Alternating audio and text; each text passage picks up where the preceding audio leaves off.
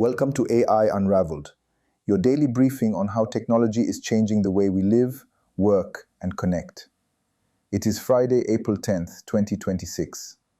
I'm your host, Etienne Newman, senior software engineer and passionate soccer dad, broadcasting from Calgary, Alberta in Canada. Before we dive in, a quick reminder.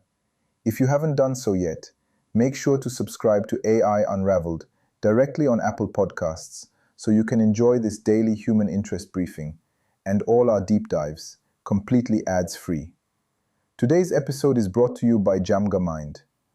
When Google News starts placing betting markets next to real journalism, the baseline of objective truth begins to collapse. Jamgamind provides the human-verified, technical-grade analysis you need to see through the algorithmic noise and protect your own critical thinking. Visit jamgamind.com. Today, we are unpacking the two realities. We are going to look closely at Andrej Karpathy's observation of AI psychosis and why the public has no idea how fast the technology is actually moving behind closed doors. We will deconstruct the psychological impact of AI asking for direct access to our personal bank accounts, the controversial gamification of the news cycle, and we will celebrate a genuinely beautiful medical breakthrough out of Oxford that proves why we are building this technology in the first place. Let's unravel what this means for you. Imagine finding out that the exact same AI technology people are using to brainstorm marketing emails just analyzed a routine chest x-ray and predicted a heart failure you won't actually experience for another 5 years. Yeah, it's wild. Right. And then, that same afternoon, you realize a different AI is quietly trying to replace your entry-level job while, offering to manage your entire checking account. Which is a completely different kind of stress. Exactly. Welcome to the deep dive. We have a massive stack of sources for you today from this exact moment in time, April 10th, 2026. My mission here is to act as your digital rights advocate and, I guess, tech lifestyle journalist, because we all need a little help navigating the absolute whiplash of what is happening around us right now. Whiplash is honestly the only word for it. When you look at the sheer volume of data we are processing today, the contradictions are just profound. They really are. We are seeing these incredible leaps forward, but they are happening alongside some deeply unsettling shifts in how we, interact with technology on a daily basis. Yeah, we are looking at a phenomenon I want to call the two realities. Right. Because we are living in a split screen. Right. On one side, we are achieving miraculous, literal, sci-fi level medical and scientific breakthroughs.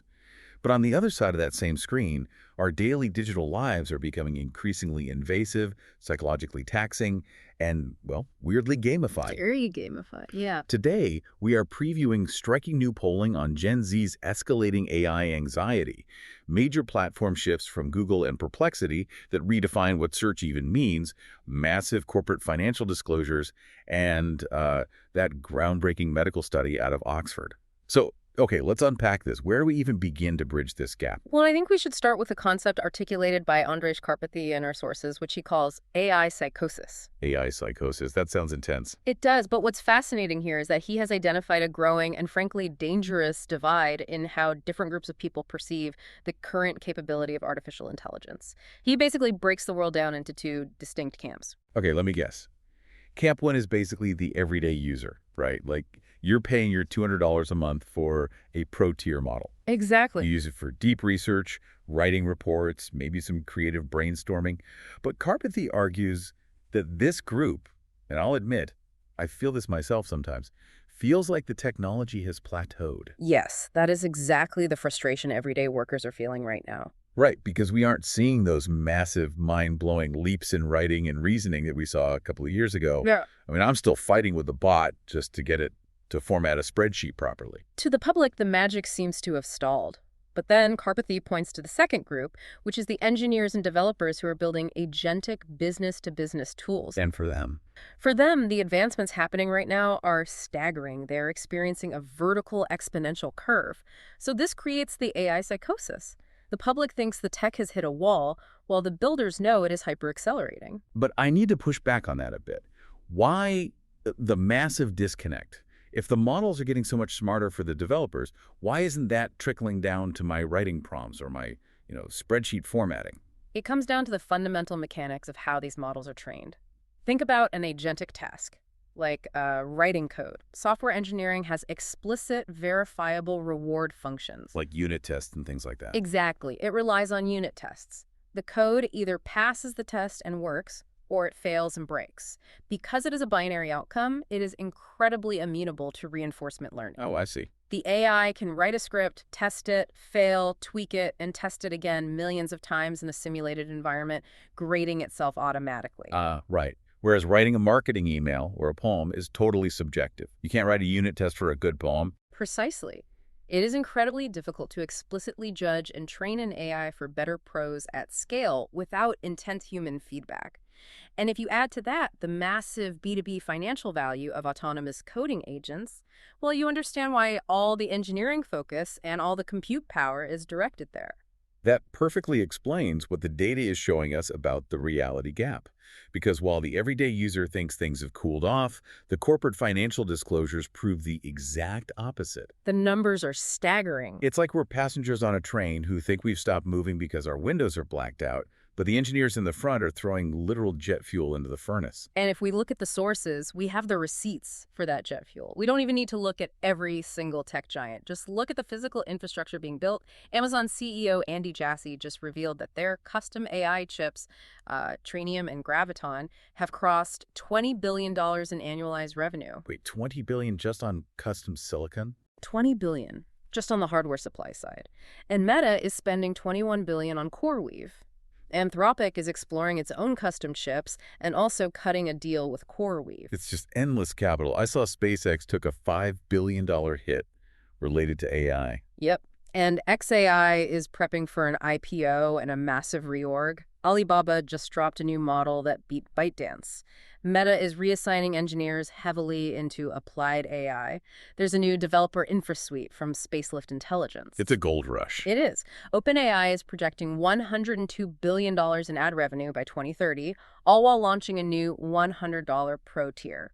This scale of data center construction is reshaping the physical world. It's almost hard to fathom. In our sources, there is a fascinating, highly contentious debate between analyst Dylan Patel and Jigar Shah, who is the former U.S. Energy Department director. Oh, the energy debate. Yeah, Patel is arguing that energy simply won't bottleneck this AI acceleration because the capital incentive is just too high.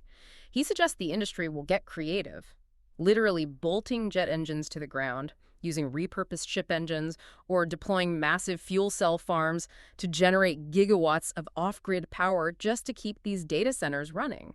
I read that exchange, and Shah pushes back hard. He basically tells Patel that his argument demonstrates a fundamental misunderstanding of the physics of the power grid. Right, Shah's very skeptical. But honestly, regardless of whether you can actually strap a jet engine to a server farm, the mere fact that serious analysts are proposing it proves the train is not stopping. But here is the critical question. How does this blind spot hurt the everyday worker? If I'm just a passenger on this train, why do I care how much coal is in the furnace? You care because if you don't know the train is accelerating, you can't prepare for the destination. The human cost of this knowledge gap is manifesting as profound societal anxiety. Look at the new Gallup poll we have on Gen Z, ages 14 to 29. The numbers there are grim. They really are. Their excitement about AI has plummeted to 22%. Meanwhile, their anxiety has spiked to 42%. Over half of them believe the risks to the workforce outweigh the benefits. They are watching the ground shift under their feet. And the corporate data justifies that fear. We have a survey of executives showing that 60% of enterprises plan to lay off workers who can't or won't use AI. That's a huge majority. We are seeing a massive wave of AI washing too. Companies using the implementation of a new AI tool as a convenient cover story for short-term headcount reductions. The displacement is moving from theoretical to operational. Look at what ChatGPT rolled out just this week. They natively integrated Upwork directly into the chatbot interface. I saw that. So instead of just asking ChatGPT to help you brainstorm a project, a manager can have the AI draft the job post and then directly hire a freelancer from Upwork's pool of 18 million professionals. All without ever leaving the chat window. It removes all the friction from outsourcing, which rapidly accelerates the reality that AI is replacing entry-level tasks. Look, we all know the internet is flooded with AI hustle bros selling useless prompt PDFs. I don't have time for that, and neither do you. Etienne has done the actual forensic vetting for the AI Unraveled community. Head over to djamjamdown.com for this toolkit for the AI Executive Toolkit. It's a curated, professional-grade stack featuring tools like Chatbase and 11 Labs, complete with exclusive listener perks so you can actually upgrade your workflow without the fluff. Upgrading your workflow is essential, but it is only half the battle. Because even if you master the tools, you still have to navigate an ecosystem where the very foundation of information is shifting. That is the perfect transition. Because if our career paths and the job market are this unstable, you would hope we could at least trust the public information we consume to figure out our next move. But we can't. No, we can't. Let's look at what is happening with Google News. According to the latest platform shifts in our stack, Google News has started prominently displaying Polymarket betting pages directly alongside real traditional journalism. Side by side. Yes. They are appearing in personalized feeds, in search results, and even on the homepage. For those who might not follow prediction markets, Polymarket is essentially a platform where people place financial bets on real-world outcomes. Everything from elections to pop culture to foreign policy. But treating a betting line as equivalent to an investigative report feels like a terrifying line to cross. It fundamentally changes the nature of the information. They're treating financial speculation as a selectable news source, right next to established outlets, and they are pointedly ignoring competitors like Kalshi. And prediction markets aren't immune to bad actors. Not at all. The larger issue is the inherent vulnerability of prediction markets to manipulation. Polymarket has recently drawn national attention for suspected insider trading, specifically regarding heavy, concentrated bets on political situations in Venezuela. When search engines replace objective journalism with betting odds and speculation, knowing the truth requires actual forensics. Jamgamine provides human-verified, technical-grade analysis for the individual navigating this collapse of digital trust. Visit djamgamine.com. It's definitely a collapse of trust. Here's where it gets really interesting to me.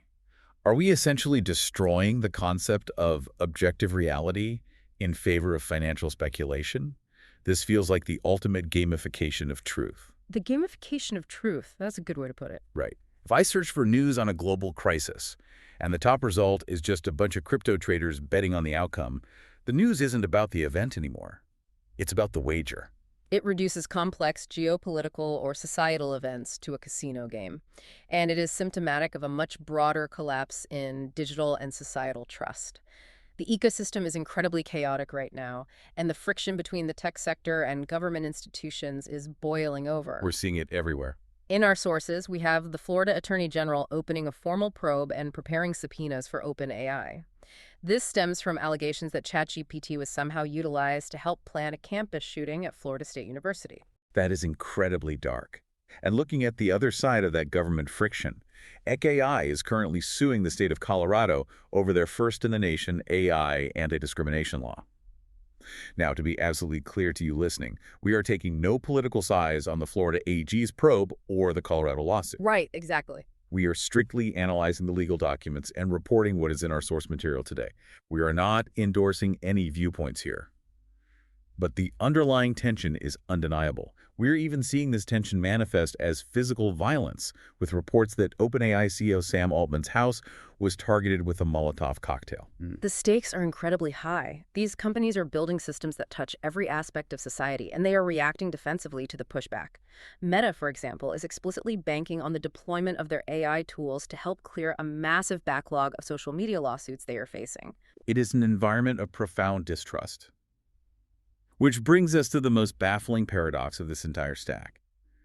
If the public square is this chaotic, and if we are seeing the gamification of our news, why on earth are we simultaneously handing over our most private, deeply intimate data to these exact same AI models? It doesn't make logical sense, but we are doing it. Let's talk about Perplexity's new move. Yeah, let's talk about that. Perplexity has rolled out a deep integration with Plaid. Their new computer agent now requests read-only access to your checking accounts, credit cards, loans, and brokerage data across more than 12,000 banks. And they took that financial access and combined it with their existing IRS tax integration. Yeah. So now you can just type a text prompt to this AI agent, and it autonomously analyzes your spending, builds a customized budget, tracks your net worth, and, generates debt payoff plans. And financially, it is working for They're them. all big time. This agentic pivot just pushed Perplexity to a $450 million annual recurring revenue. They grew 50% in a single month. They aren't just trying to disrupt Google search anymore. They are coming directly for Mint and TurboTax. It is a brilliant business strategy, but it requires a staggering level of consumer surrender. Read-only access might sound safe because the AI can't move your money, but it means the AI is reading, categorizing, and analyzing every single transaction you make. Every coffee, every prescription, every bill. I'm calling it the intimate agent. And I want to ask you, the listener, a serious question. Are you comfortable giving a generative AI agent direct, unfettered access to your deepest financial secrets? Where's the line between supreme convenience and total surveillance? That is perhaps the defining question of this decade. And if you look at our sources, the tech industry is completely schizophrenic on this issue. They are simultaneously pushing surveillance while trying to sell you privacy. It's totally contradictory. On one hand, Snap is moving closer to releasing their new AR spectacles, powered by Qualcomm. That is wearable, always-on visual surveillance of your environment. But on the other hand, Google is rolling out end-to-end encryption for Gmail on mobile for enterprise users, specifically designing it so the encryption keys are kept entirely off Google's servers. So they want to look at everything you buy and everywhere you go, but they promise to keep your emails locked up tight. Makes you wonder. And meanwhile, OpenAI is prepping a highly advanced cybersecurity model. And we are seeing entire nations look at this landscape and just opt out completely. France just initiated a government-wide exit from Windows, moving their infrastructure to Linux. That's a massive shift. Huge. They are explicitly doing this to maintain their digital sovereignty and avoid reliance on an American tech ecosystem they feel they can no longer control. It is a massive tug of war over who holds your data and who dictates your reality. I realize it is a heavy, almost dystopian picture we've painted so far today. Job anxiety, gamified truth, corporate surveillance. It is heavy, really heavy. But this brings us back to the very first thing we discussed, the two realities. Because the exact same underlying technology, the same massive compute infrastructure driving that anxiety, is simultaneously unlocking literal miracles. It really is. We have to counterbalance the dystopia. Let's talk about the medical study out of the University of Oxford. This is the stuff that genuinely restores my optimism. Me too. Researchers at Oxford have introduced an AI system designed to analyze routine chest CT scans. The specific mechanism here is fascinating. The AI isn't just looking for obvious blockages. It is analyzing the fat tissue surrounding the heart. Okay, let's unpack this. Why does the fat tissue matter for heart failure? Because when the heart muscle beneath the fat becomes inflamed, long before any actual damage or failure occurs, that inflammation causes the surrounding fat to physically change its texture. It is a microscopic structural shift. But it's a shift that a human doctor simply cannot see, right? Exactly. You could have the best cardiologist in the world looking at that CT scan, and the texture change is completely invisible to the human eye. But the AI can detect those structural patterns pixel by pixel. Wow. Across a study of 72,000 patients, this AI was able to flag individuals at high risk of heart failure up to 5 years in advance with 86% accuracy. 5 years. Think about that. And the real-world data backs it up. In the highest risk bucket identified by the AI, 1 in 4 patients actually ended up developing heart failure within that 5-year window. That's a huge correlation. That is a 20 times higher rate of failure than the patients the AI flagged as safe. Oxford is already working to roll this out across the National Health Service in the UK. If we connect this to the bigger picture, this represents the ultimate, purest promise of artificial intelligence. For the entire history of modern medicine, our approach has been fundamentally reactive. You wait until something breaks. Right. You get sick, the physical damage occurs, you present symptoms, and then doctors try to manage the fallout. This AI shifts the entire paradigm from reactive treatment to proactive prevention. It is an undeniable, life-saving physical benefit. It is the perfect counterweight to the digital anxiety we feel. And it highlights how we are pushing the absolute frontier of science on multiple fronts right now. Even outside of medicine, we are bumping up against the limits of human capability. We really are. We have reports of the Artemis astronauts preparing for a highly dangerous, fiery re-entry from lunar orbit. Over in genetics, Japan just passed a sweeping ethical ban on gene-edited embryos, effectively outlawing the creation of designer babies. We are pushing the frontier of science, but we are also bumping up against the severe limits of our legacy digital architecture. Oh, speaking of legacy architecture. There is a fascinating thesis published today by Nick Carter regarding Satoshi Nakamoto, the pseudonymous creator of Bitcoin. Carter lays out a compelling, data-driven argument that Satoshi is likely dead. The implications of that are wild. Because if Satoshi is dead, those original Genesis-era wallets are never moving. They're essentially locked forever. Right, and those specific wallets hold roughly 1.7 million Bitcoin. To put that in perspective, that is 9% of the total global supply, worth about $120 billion today. Unbelievable amount of money. But the critical issue isn't just the money, it's the cryptography. Those specific early coins sit in outdated outputs known as pay-to-public key, or P2PK. I see the acronym in the sources, but I need you to explain the mechanism here. Why is a P2PK wallet uniquely vulnerable compared to, like, the Bitcoin wallet someone might have on their phone right now? Modern crypto wallets hide your actual public key behind a cryptographic hash. It adds a thick layer of mathematical armor. But back in 2009, the pay-to-public key format literally broadcasts the raw public key directly onto the blockchain for anyone to see. The lock is exposed.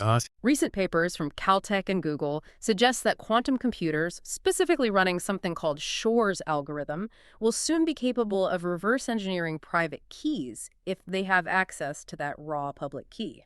So because Satoshi's early wallets left the raw public keys out in the open, it's basically a $120 billion vault sitting in the town square with a lock that is about to become mathematically obsolete. Exactly. Carter argues that if Satoshi were alive, they would recognize this quantum threat. They would feel an immense responsibility to move those coins to modern, quantum-resistant addresses or burn them to protect the network. Because if a quantum computer suddenly cracks those wallets and floods the market with 9% of the total Bitcoin supply overnight, the price impact and the loss of trust would be catastrophic. it is the ultimate ticking time bomb. Which brings me to the final, unavoidable question of this deep dive. With AI capable of diagnosing heart failure, powering autonomous hiring, and potentially accelerating the quantum decryption of legacy networks, who is actually responsible for all this power? That is the exact question lawmakers are struggling to answer. Currently, there is no comprehensive federal law addressing who is liable if a frontier AI model causes a large-scale disaster. But at the state level, we are seeing movement. Like in Illinois, right? Yes, OpenAI is backing a bill in Illinois called the Artificial Intelligence Safety Act. And again, total impartiality here from us.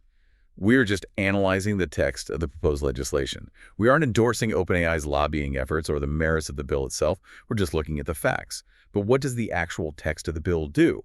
The bill attempts to create a legal safe harbor for tech giants. It would protect AI developers from lawsuits over catastrophic harms. The bill explicitly defines catastrophic harm as an incident causing 100 or more deaths, $1 billion in property damage, or the development of AI-assisted biological weapons. Wait, let me make sure I'm hearing you correctly. The bill protects them from liability even if their model causes $1 billion in damage. Yes, provided the company complies with certain rules, they have to publish safety reports, and they must prove they did not act recklessly. It specifically applies to frontier models, those massive systems that required over $100 million in computing power just to train. That's a very specific carve-out. And the stakes for defining these rules are massive. The major tech giants, OpenAI, Meta, Alphabet, Microsoft, spent $50 million on federal lobbying just in the first 9 months of last year, trying to shape these exact types of legislative guardrails. So what does this all mean? We started by talking about the two realities.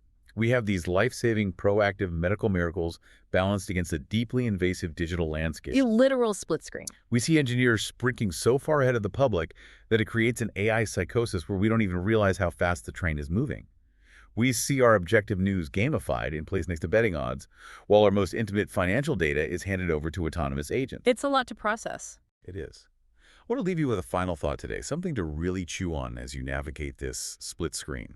If we are truly entering an era dominated by the intimate agent, where Perplexity actively manages your budget, Upwork's AI autonomously hires your employees, and ChatGPT books your flights based on your habits, what happens when all of our highly personalized, data-rich AI agents start independently negotiating with each other on our behalf? It's a wild thought. Are we unwittingly building an invisible shadow economy driven entirely by algorithms talking to algorithms that we don't even consciously participate in anymore? Thank you for joining us on this deep dive into the April 10th, 2026 data stack. Subscribe to AI Unraveled on Apple Podcasts to enjoy this human interest briefing completely ads-free. That concludes our human interest rundown for April 10th. The signal for today is duality. The artificial intelligence revolution is not one single thing.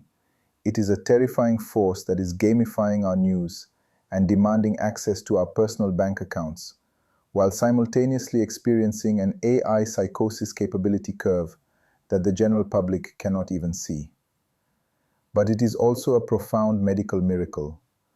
The fact that a piece of software can look at a routine scan, see the invisible inflammation in human heart fat, and save a life 5 years before a heart attack happens, is proof that this technology can be the greatest tool ever created.